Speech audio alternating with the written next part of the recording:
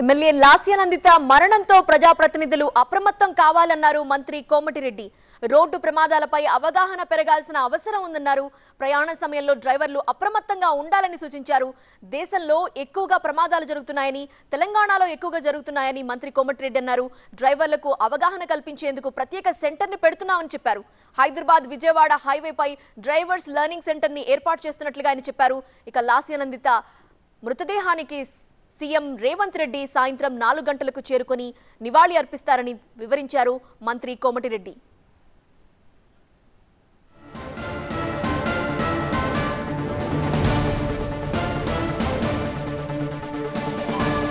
మరిన్ని వివరాలు మా చీఫ్ రిపోర్టర్ రాకేష్ అందిస్తారు.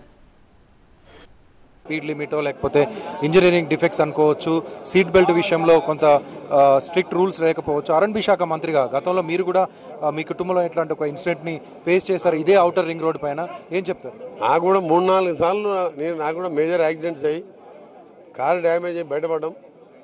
ఔటర్ రింగ్ రోడే కాదు, బయట కూడా స్పీడ్ లిమిట్ పెట్టినాం. స్పీడ్ లిమిట్ పెట్టినాం. కోట్ల రూపాయలు ఇలా ఛాలెంజ్ వస్తే మన 50% డిస్కౌంట్ కూడా ఇచ్చినాం. ప్రజలు వాళ్ళంతా వాళ్ళ అవేర్నెస్ రావాలి, జాగ్రత్తగా పోవాలి, ఒక లేన్ పోవాలి. మన దగ్గర ఏంటంటే భారతదేశంలో, భారతదేశంలో యాక్సిడెంట్ హైయెస్ట్ అంటే యాక్సిడెంట్ మరణాలు మళ్ళీ భారతదేశంలో తెలంగాణ హైయెస్ట్ మరణాల కేసు నాకున్న లెక్కల ప్రకారం. అది విజయవాడ రోడ్ కానీ ఔటర్ రింగ్ రోడ్ ఎంతోమంది చనిపోయారు. నేను అందుకనే ఏమంటానంటే స్పీడ్ లిమిట్ గవర్నమెంట్ పెట్టడం కాదు, చాలన్ వేస్తే మళ్ళీ మీరు చాలన్ కట్టడం కాదు. స్పీడ్ బెల్ట్ పెట్టుకొని మినిమం 80 స్పీడ్ పెడితే యాక్సిడెంట్ అయితే బతికే అవకాశాలు ఉంటాయి. కాబట్టి అందరిని కూడా జాగ్రత్తగా పోవాలి, లేన్ మెయింటైన్ చేయాలి. ఎప్పుడే లేని పోయి ఈ పక్క లేన్కి వచ్చినప్పుడు ఇండికేటర్ తీసుకోరు. నేను చాలాసార్లు దాంతోనే మిస్ అయ్యింది. నాకు కూడా యాక్సిడెంట్లు 30 ఏళ్ళకే తిరుగుతున్నాను నేను. నాకు చాలాసార్లు నేను ఎప్పుడు డ్రైవర్కి చెప్తా జాగ్రత్తగా పోల్చాలంటే, సార్ ముందలైనా రైట్కి సడన్గా వస్తుంది ఏం చేస్తామని.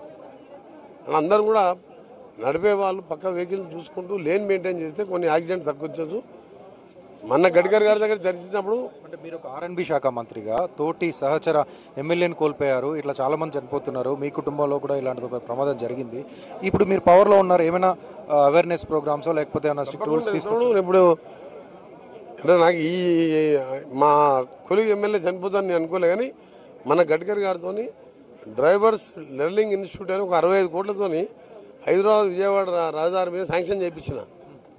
ఆర్ఎండ్బి మినిస్టర్ ఫస్ట్ కాగానే ఆయన 2 రోడ్ల కోసం అడిగినప్పుడు ఈ డ్రైవర్స్కు శిక్షణా కేంద్రం అని హైవే మీద పెడతాను సార్, హైదరాబాద్ విజయవాడ రోడ్డు దేశంలోనే ఎక్కువ యాక్సిడెంట్లు అవుతున్నాయంటే ఎమ్మడే శాంక్షన్ చేసాం. ఇప్పుడు 25 ఎకరాల గవర్నమెంట్ ల్యాండ్లో కేంద్రం 65 కోట్లు తీసుకొచ్చిన. ఈ అమ్మాయి మా ఎమ్మెల్యే చనిపోతుంది అనుకోలే కదా. డ్రైవర్కి ఫస్ట్ అవేర్నెస్ ఇవ్వాలని ఆ లెండింగ్ సెంటర్ని శాంక్షన్ చేయించిన. 1 వీక్ 10 డేస్లోనే ప్రొసీడింగ్ వస్తుంది. టెండర్ పిలుచుకొని అక్కడ పెద్ద లెర్నింగ్ సెంటర్ 25 ఎకరాలు పెట్టిస్తున్నా.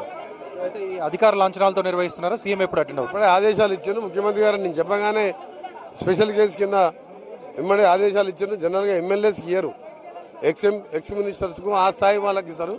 కానీ నేను ముఖ్యమంత్రి గారి విషయం వారికి తెలియజేయగానే వెంటనే చీఫ్ సెక్రటరీ గారు కూడా నాతో మాట్లాడారు, శేషాద్రి గారు మాట్లాడారు. ఆర్డర్ కాపీ కూడా మీకు పంపించాను. ఇది ఖచ్చితంగా ముఖ్యమంత్రి గారు కూడా 4 గంటలకు సమ్మక సారకి వెళ్ళి ఎయిర్పోర్ట్కి వెళ్ళి నేరుగా ఇక్కడ రాబోతున్నారు. Thank you. ఇది అధికార లాంఛనాలతో నిర్వహిస్తాం. ముఖ్యమంత్రి 4 నుంచి 5 ప్రాంతంలో ఇక్కడికి వచ్చే అవకాశం ఉందంటున్నారు కోమటిరెడ్డి. ఈ ప్రమాదాలను నివారించడం కోసం రాష్ట్ర ప్రభుత్వం తరఫున ఏం చేయాలో పూర్తి స్థాయిలో చర్యలు తీసుకుంటామంటున్నారు. లాస్యానందిత మృతి పైన పోలీసు ఎంక్వైరీ పూర్తయిన తర్వాత ఇంకా మరిన్ని సమాచారం ప్రభుత్వం తెప్పించుకుంటుందంటున్నారు. Photo studio.